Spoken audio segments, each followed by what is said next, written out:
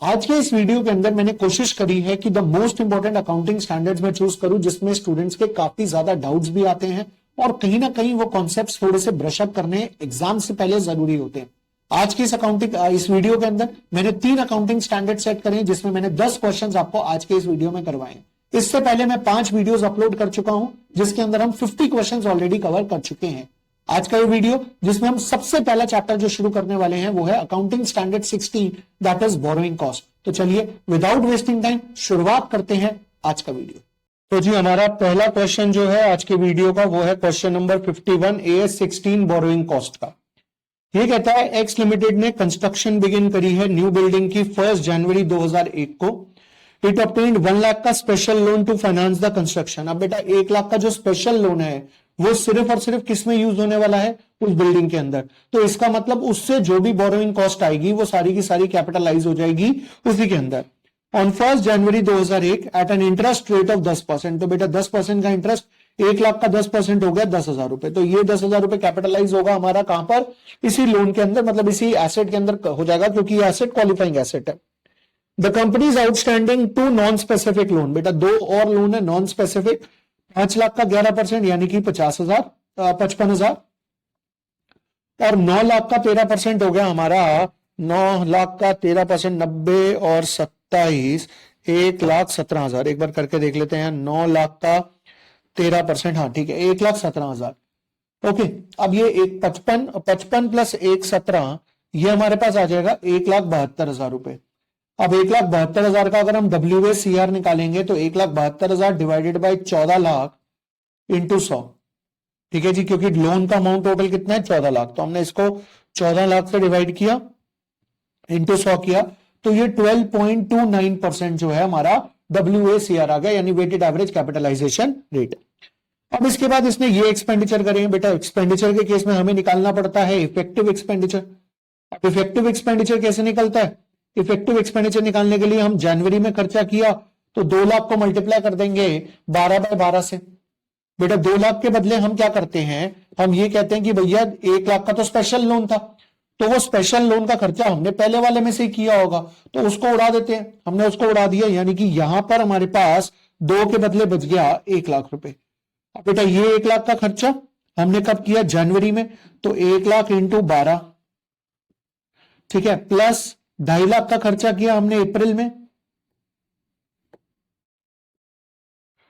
2.5 लाख का खर्चा किया हमने अप्रैल में, तो 2.5 लाख का खर्चा अप्रैल में, तो 2.5 लाख इंटू 9, 4.5 लाख का खर्चा किया जुलाई में, तो 4.5 लाख इंटू 6, और 1,20,000 का खर्चा किया दिसंबर में, तो 1,20,000 इंटू 1, और इन सबको हम डिवाइड कर देंगे 12 से। अब 1 लाख इंटू 12 हो गया हमारे पास 12 लाख, और 2.5 लाख इंटू 9 हो जाएगा हमारे पास 22,50,000, और 4.5 लाख इंटू 6 हो जाएगा 18 और 9 27 लाख, और 1,20,000 इंटू 1 हो जाएगा 1,20,000। अब इसको डिवाइड बाय 12 करेंगे तो ये आ जाएगा 5,22,500 रुपए। अब बेटा 5,22,500 को हम मल्टीप्लाई करेंगे 12.29% से, क्योंकि हमने WACR निकाला है 12.29, तो इसका 12.29 किया तो ये हमारे पास आ गया 64,215 रुपए। तो 64,215 ये हो गए, और 10,000 ये स्पेशल लोन का हो गया। इसका मतलब टोटल हो गया 74,215 रुपए। तो हमने कितना कैपिटलाइज करना है, 74,215। वही अप्रोक्सीमेटली अगर आप देखोगे तो वही आ रहा है आसपास, क्योंकि इसने 285% किया।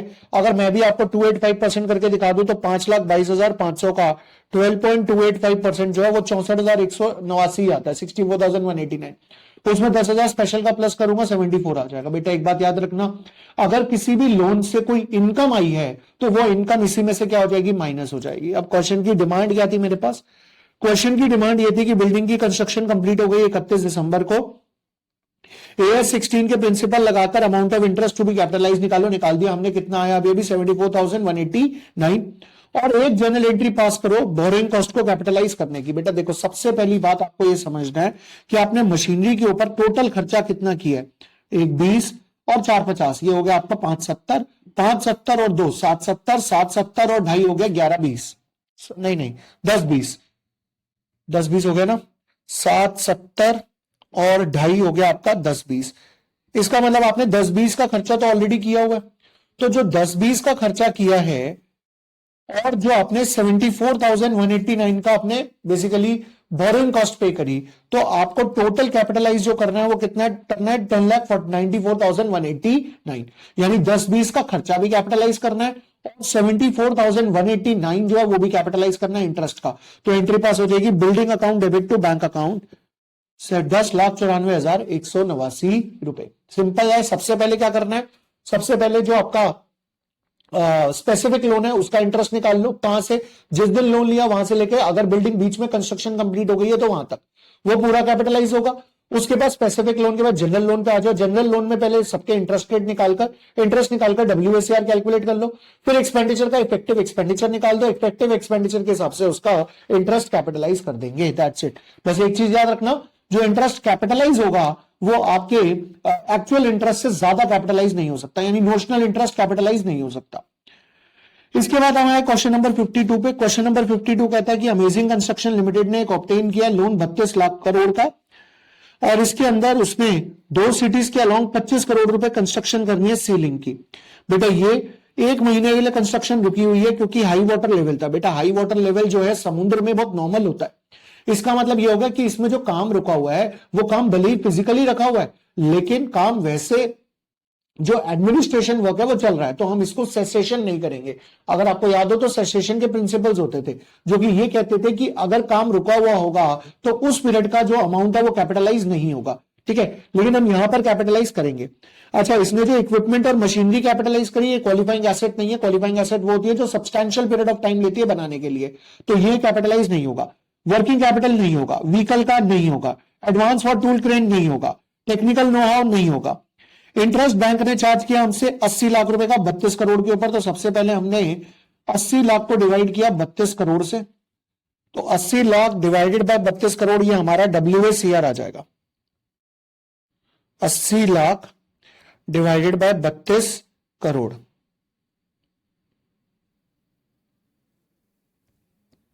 ये आ गया 2.5%, 2.5%। तो बेटा 25 करोड़ का 2.5% कैपिटलाइज होगा, बाकी और कैपिटलाइज नहीं होगा। तो 25 करोड़ का ये हो गया 25 करोड़, 25 करोड़ का 2.5% कैपिटलाइज होगा, यानी कि 62,50,000 कैपिटलाइज हो जाएगा। बाकी कोई क्वालिफाइंग एसेट नहीं है तो उनका कोई भी अमाउंट कैपिटलाइज नहीं होगा।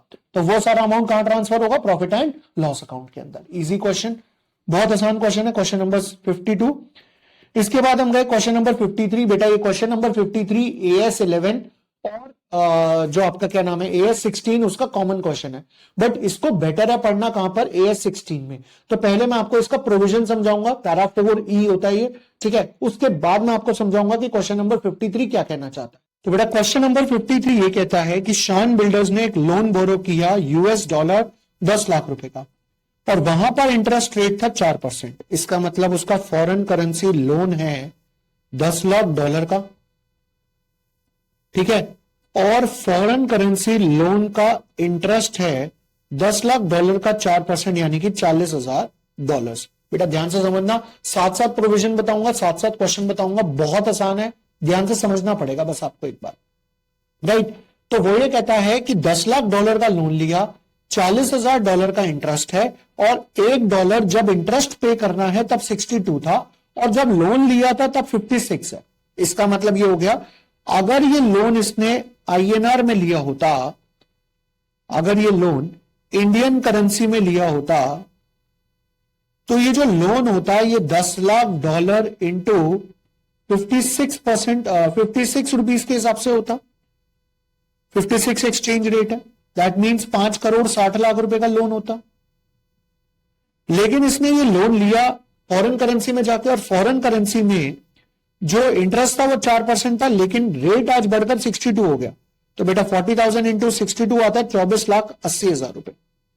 ना अगर इसने इंडिया में ही लिया होता तो इंडिया में इंटरेस्ट होता इसका 5 करोड़ 60 लाख का 10.5%। बेटा 5 करोड़ 60 लाख का 10.5% होता है 5 करोड़ 60 लाख का 10.5% होगा 58,80,000। दैट मीन्स इसने इंडिया से बाहर जाकर 24,80,000 का इंटरेस्ट पे किया, जबकि इंडिया में पे करना पड़ता 58,80,000।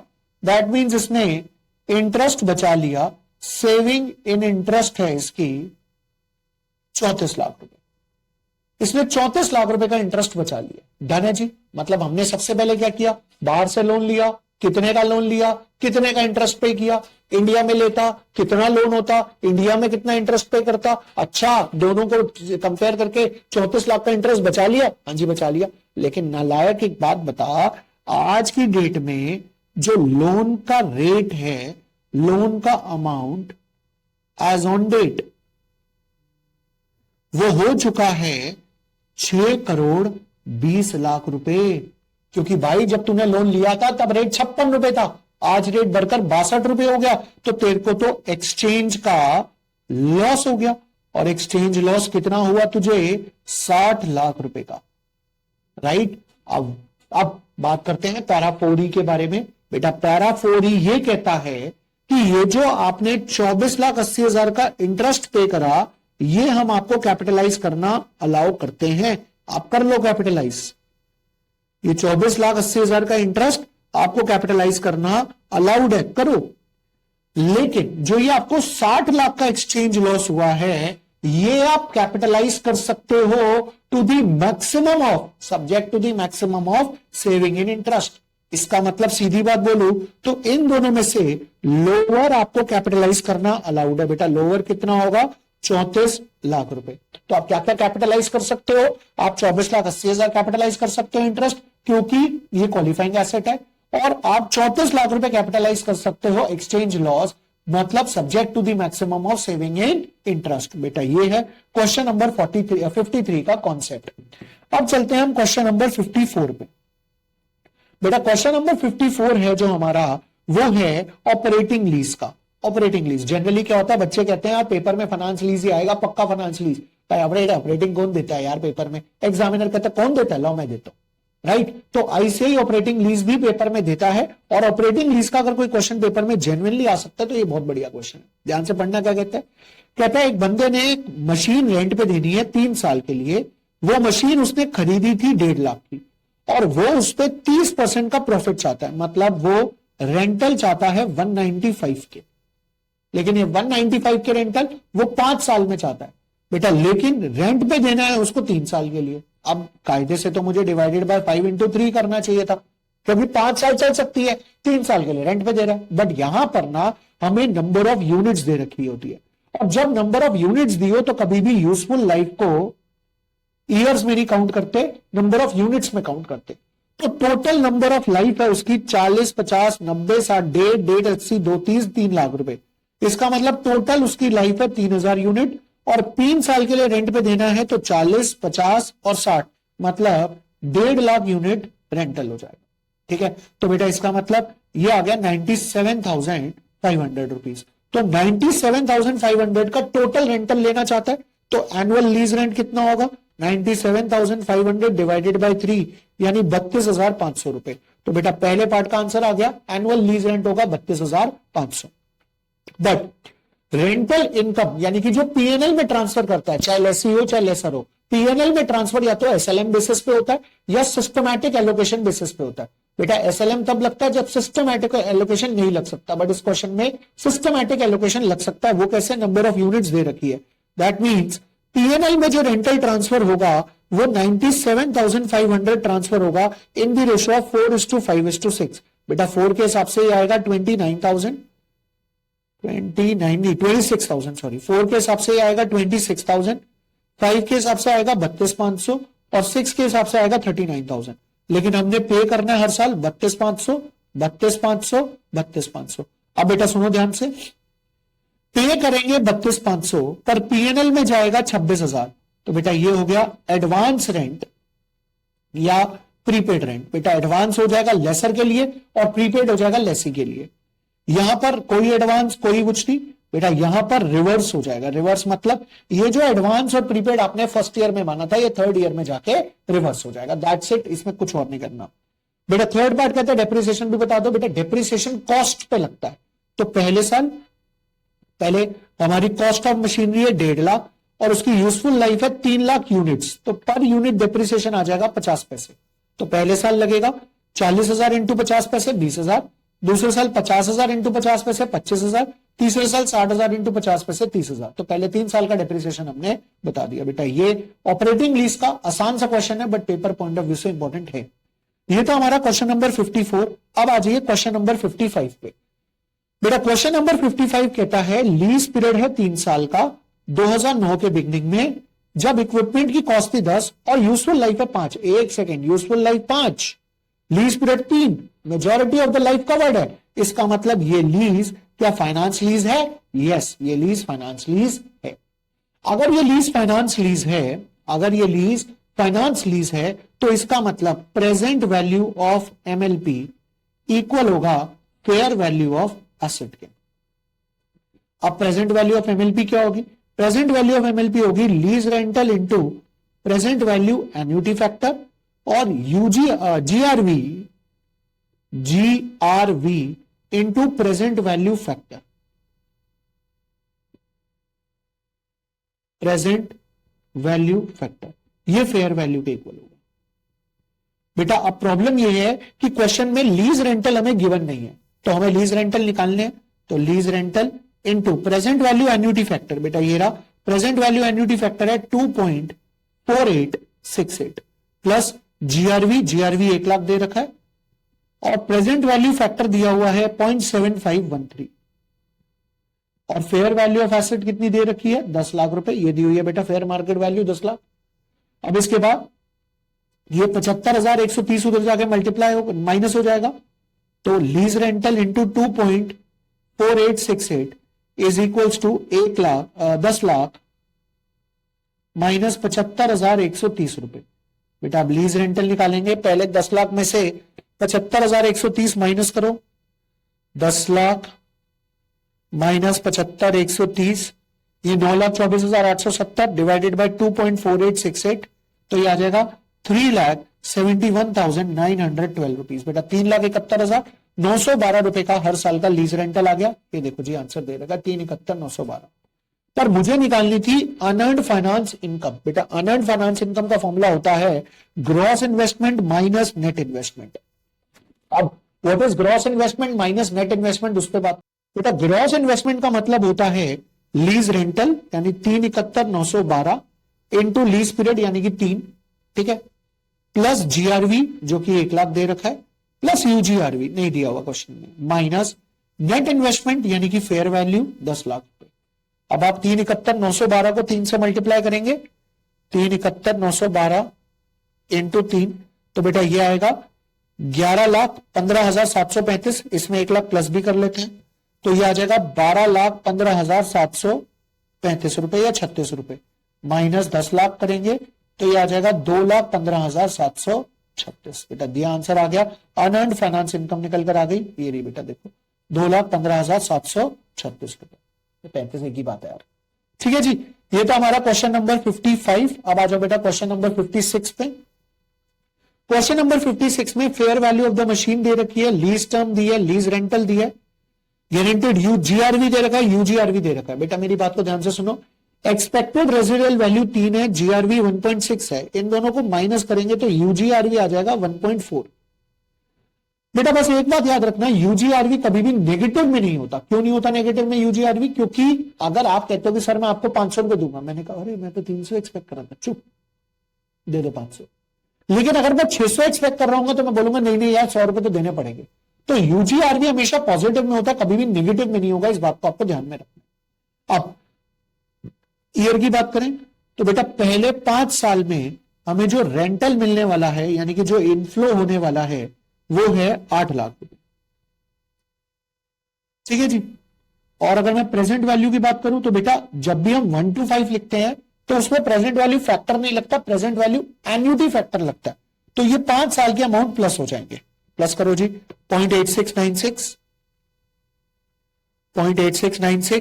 Plus 0.7561 plus 0.6575 plus 0.5718 plus 0.4972।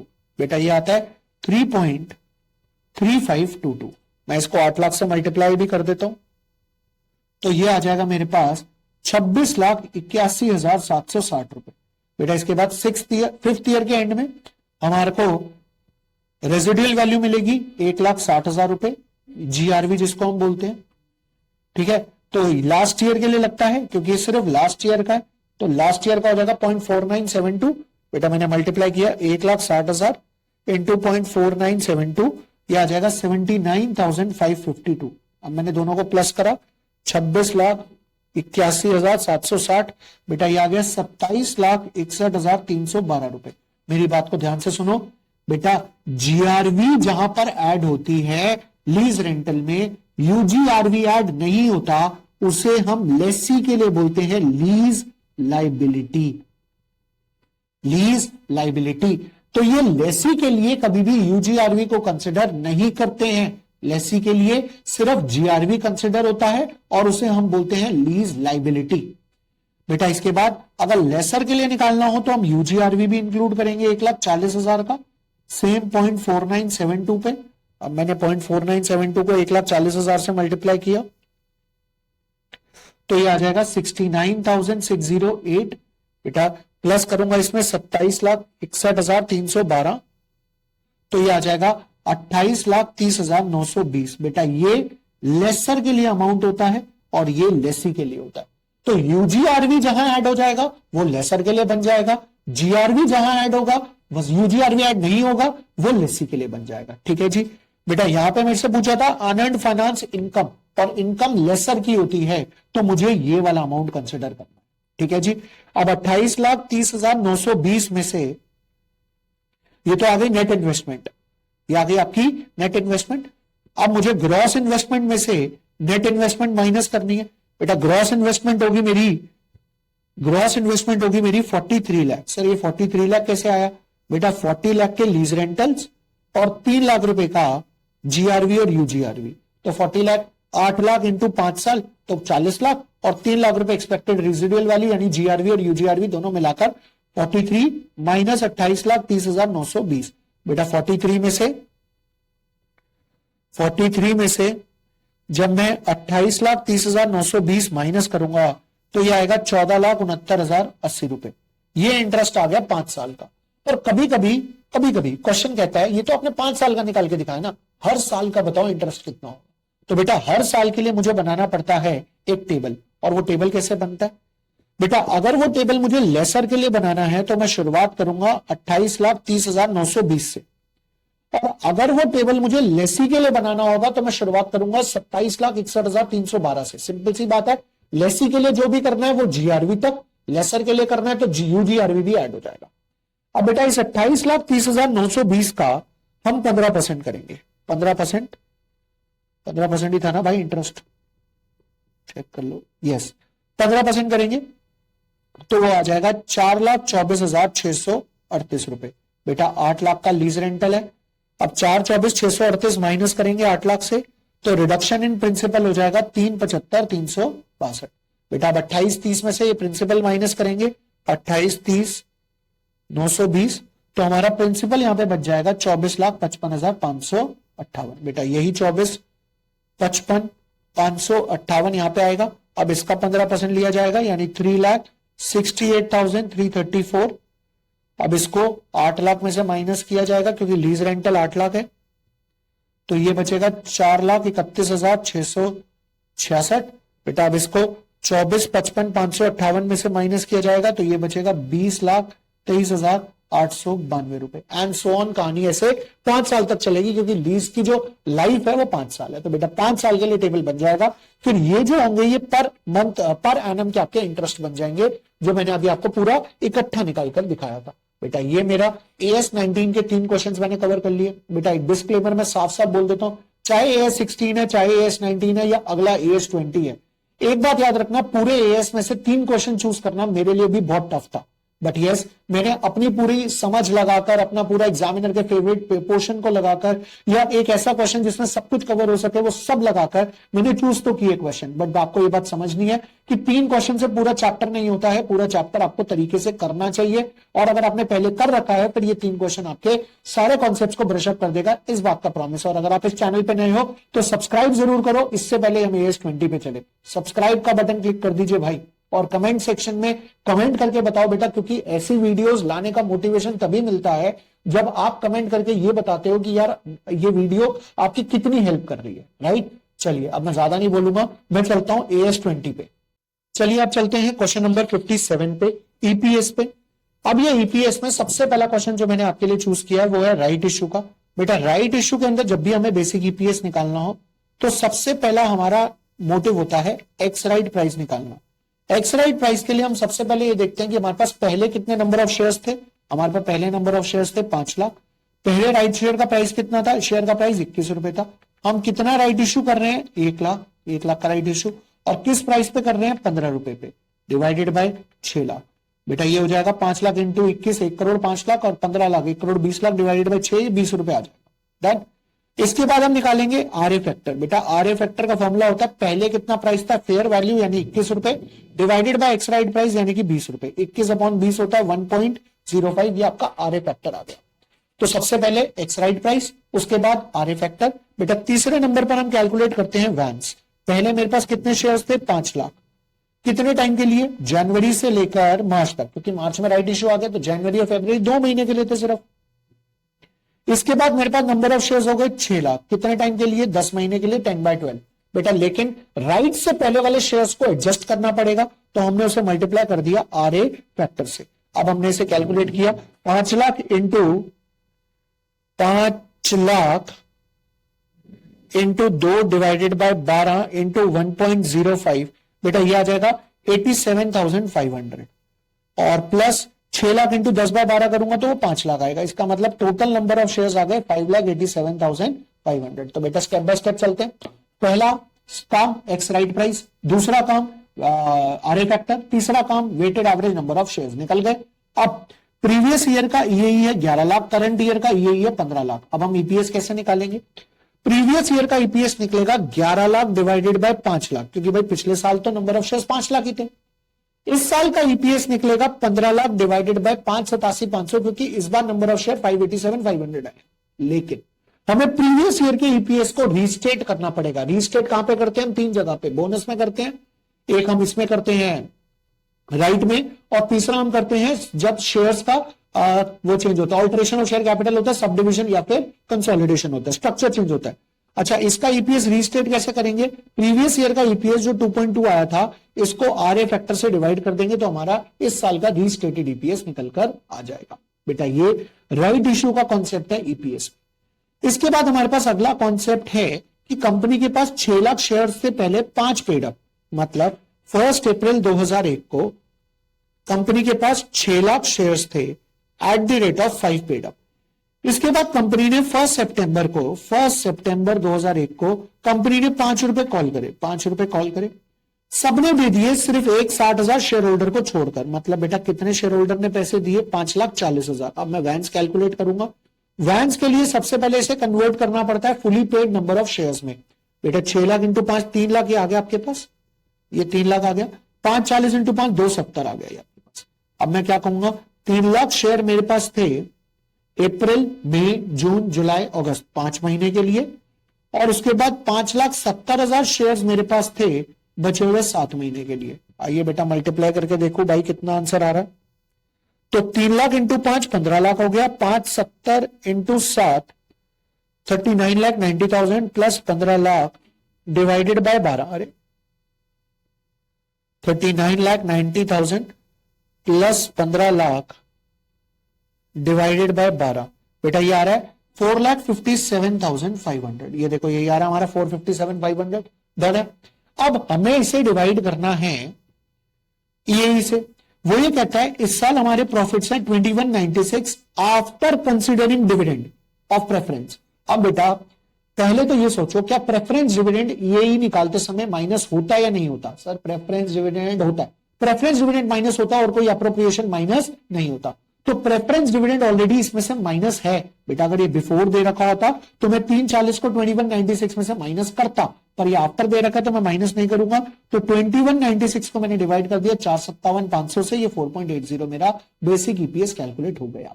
ये है मेरा बेटा क्वेश्चन नंबर 58। अब मैं चलता हूं अपने क्वेश्चन नंबर 59 पे। क्वेश्चन नंबर 59 के अंदर मुझे निकालने हैं 2 ईपीएस। बेसिक भी डाइल्यूटेड भी। बेटा बेसिक ईपीएस बहुत सिंपल है, 12 लाख रुपए मेरा नेट प्रॉफिट है, 5 लाख रुपए मेरा वैंस है, तो बेसिक ईपीएस आ जाएगा 12 लाख डिवाइडेड बाय 5 लाख यानी 2 रुपए 40 पैसे। आ गया भाई। अब इसके बाद बारी आई इसॉप की। बेटा इसॉप डाइल्यूटेड ईपीएस का सबसे आसान सबसे इंपॉर्टेंट कॉन्सेप्ट है, सबसे ज्यादा तंग करता है, ध्यान से सुनना। बेटा सबसे पहले मैंने अब ये देखना है कि मैंने कितने का डिस्काउंट दिया, इसॉप वालों को कितने का डिस्काउंट दिया। भाई 20 वाला शेयर 15 में दिया, तो 20 माइनस 15 मतलब मैंने 5 रुपए का डिस्काउंट दिया। इसके बाद मैंने देखा परसेंटेज ऑफ डिस्काउंट कितनी है। परसेंटेज ऑफ डिस्काउंट है बेटा 5 डिवाइडेड बाय 20 इंटू 100 यानी 25%। अब मैं आपसे एक सवाल पूछना चाहता हूं, मेरी बात को ध्यान से सुनना। मैं आपको कहता हूं 4 टी शर्ट 500 रुपए की खरीद लो मुझसे और 25% का डिस्काउंट ले लो। 4 टी शर्ट 500 की खरीदो, 25% का डिस्काउंट ले लो। अब आप कितने पैसे दोगे? 4 टी शर्ट 500 मतलब 1500 और 2000, और 2000 में 25% का डिस्काउंट ले लोगे तो आप मुझे 1500 रुपए दे दोगे। बेटा दूसरा तरीका मैंने सेल लगाने का, बाय 3 गेट 1 फ्री, 3 खरीदो 1 फ्री। अब जो 3 खरीदोगे वो तो एमआरपी पे खरीदोगे ना, तो 3 खरीदी आपने 500 की, 500 500 500 1500, पर आपको 3 के बदले मिली कितनी? 4। इसका मतलब अभी भी अमाउंट 1500 आ रहा है। तो इसका मतलब ये हो गया कि 25% डिस्काउंट देने का मतलब है कि 4 में से 1 शेयर फ्री दिया है, 4 में से 1 शेयर फ्री दिया है। तो बेटा सबसे पहले हमने निकाले free number of shares. Free number of shares के लिए हमने टोटल 1 लाख शेयर दे रहे हैं, इसका मतलब हमने 25% शेयर फ्री में दिए हैं 25,000।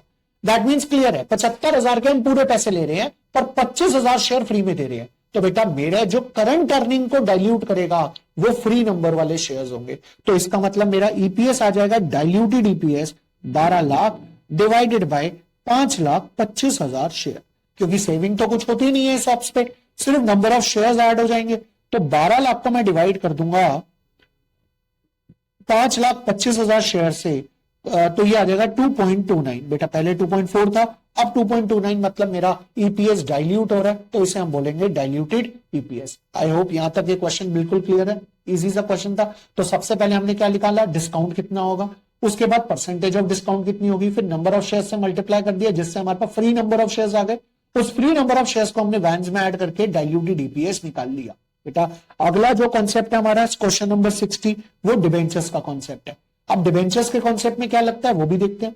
क्वेश्चन नंबर 60 ये कहता है कि आपके पास कार्स कंपनी है, कार्स कॉर्पोरेशन लिमिटेड, उसके पास 50 लाख शेयर आउटस्टैंडिंग है जिसका नेट प्रॉफिट दे रखा है 1 करोड़। ठीक है भाई, 1 करोड़ डिवाइडेड बाय 50 लाख, तो बेसिक ईपीएस तो इस भाई का आ जाएगा 2 रुपए। ठीक है जी। अच्छा ये नेट प्रॉफिट दिया भाई, अभी इसमें से इंटरेस्ट एंड ऑल सब माइनस होना है, net profit for equity share थोड़ा ना दिया हुआ। नेट प्रॉफिट दे रखा है 1 करोड़ का, कार्स के पास 1 लाख कन्वर्टेबल डिबेंचर है 100 रुपए के, मतलब 1 करोड़ के डिबेंचर है, 12% का इंटरेस्ट है। ये डिबेंचर्स कन्वर्ट हो सकते हैं 10 इक्विटी शेयर में, 30% का हमारे पास टैक्स रेट है, बेसिक और डाइल्यूटेड ईपीएस निकालना। बेटा सबसे पहले हम निकालेंगे net profit for the year 1 crore है। बेटा यहां पे ना इन्होंने बेसिक ईपीएस 1 करोड़ के हिसाब से निकाला हुआ है, तो आप ना एक काम करो, net profit for the year for equity कर दो, तो हमारा आंसर ना इनसे मैच कर जाएगा। वरना कायदे से तो हमें क्या करना चाहिए, नेट प्रॉफिट दे रखा है तो पहले उसमें से इंटरेस्ट माइनस करना चाहिए, फिर उसमें से टैक्स माइनस करना चाहिए, फिर प्रेफरेंस डिविडेंड माइनस करना चाहिए, फिर हमारे पास यही आता। पर अभी हमारे को इस आंसर से मैच करने के लिए हमने इसे net profit for the equity मान लिया। अब बेसिक ईपीएस मेरा कितना आएगा? बेटा बेसिक ईपीएस आएगा 1 करोड़ डिवाइडेड बाय 50 लाख यानी 2 रुपए का आ जाएगा। मेरा बेसिक ईपीएस आ गया 2 रुपए। अब बारी है ये एडजस्टेड ईपीएस की। बेटा यही समझना है, इसको ध्यान से समझना। पहले बात करते हैं नंबर ऑफ शेयर्स की। हमारे पास 50 लाख शेयर हैं और हमारे पास 1 लाख डिबेंचर है, और एक डिबेंचर कन्वर्ट हो सकता है 10 शेयर में। एक डिबेंचर कन्वर्ट हो सकता है 10 शेयर में, तो 1 लाख डिबेंचर कन्वर्ट हो सकते हैं 10 लाख शेयर में, तो नीचे 10 लाख हमने ऐड कर दिया। नाउ बेटा अगर मैं डिबेंचर्स को शेयर में कन्वर्ट कर देता हूं तो जो 12 लाख रुपए का इंटरेस्ट में डिबेंचर को देता था वो मुझे नहीं देना पड़ेगा, तो मैंने सेविंग ऑफ इंटरेस्ट ईएई में ऐड कर दिया। लेकिन जहां मैं सेविंग बचाऊंगा वहां मुझे देना पड़ेगा सरकार को टैक्स। भाई सीधी सीधी बात है, आपका जो डिबेंचर का इंटरेस्ट है वो पहले माइनस होता है, टैक्स बाद में माइनस होता है। इसका मतलब टैक्स देते समय इंटरेस्ट ऑलरेडी उसमें से माइनस हो रखा होता है। तो सिंपल सा फंडा ये है कि अगर आप इंटरेस्ट बचाओगे तो आपको उसके ऊपर देना पड़ेगा सरकार को टैक्स। तो आपने इसे 1 माइनस टैक्स रेट से मल्टीप्लाई कर दिया। दैट मीन्स बेटा इट इज सुपर क्लियर कि आपने क्या किया है, आपने ऊपर लिया EAE, उसमें आपने इंटरेस्ट लिया और इंटरेस्ट को मल्टीप्लाई कर दिया 1 माइनस टैक्स रेट से, डिवाइड किया वैन से और प्लस कर दिया इसमें potential equity shares. Potential equity share यानी कि जिनके अंदर इक्विटी में कन्वर्ट होने की क्षमता होती है, राइट। अब बेटा ध्यान से समझो, 1,12,00,000 को अगर आप 70% से मल्टीप्लाई करोगे तो वो आएगा 8,40,000। तो ये हो गया 1,08,40,000 डिवाइडेड बाय 60,00,000। जब आप इसे 60,00,000 से डिवाइड करोगे तो आपका ईपीएस आ जाएगा 1.81। पहले आपका ईपीएस 2 रुपए था, अब 1.81 आ रहा है। इसका मतलब आपका ईपीएस डाइल्यूट हो रहा है। तो बेटा ये है मेरा क्वेश्चन नंबर 60। सो बेटा हमारे 60 क्वेश्चंस यहां पर कवर होते हैं। अभी इस पूरे सीरीज का एक वीडियो आना पेंडिंग है, जिसकी मैंने कोशिश करी थी कि मैं जनवरी अटेम्प्ट से पहले पहले अपलोड कर दूं, बट कल आप लोगों का एग्जाम है, जिनका भी जनवरी एग्जाम है उनका कल या फिर जब भी अगर आप वीडियो देख रहे हो तो आपको पता लग जाएगा। तो लास्ट वाला जो वीडियो है उसके अंदर वैसे भी जो अकाउंटिंग स्टैंडर्ड बचे हैं या तो वो लीस्ट इंपॉर्टेंट है या फिर वो ऐसे अकाउंटिंग स्टैंडर्ड है जिनके क्वेश्चंस अगर आप खुद भी ट्राई करेंगे तो वो आपसे हो जाएंगे। मैं उम्मीद करता हूं कि मेरी इस पूरी सीरीज ने आपकी बहुत हेल्प करी होगी। इसका एक वीडियो अभी पेंडिंग है, वो मैं रिसेंट डेज में कभी भी अपलोड कर दूंगा, राइट। लेकिन इस पूरी सीरीज ने आपकी भी बहुत हेल्प करी होगी, जो जनवरी अटेम्प्ट दे रहे हैं और जो आगे जाकर मई अटेम्प्ट, सितंबर अटेम्प्ट देंगे, उनकी भी ये वीडियोस बहुत हेल्प करने वाली है। आई होप आपको वीडियोस, ये सीरीज अच्छी लगी हो। All the best for your exam. My best of best wishes are always with you. Take care, give your best.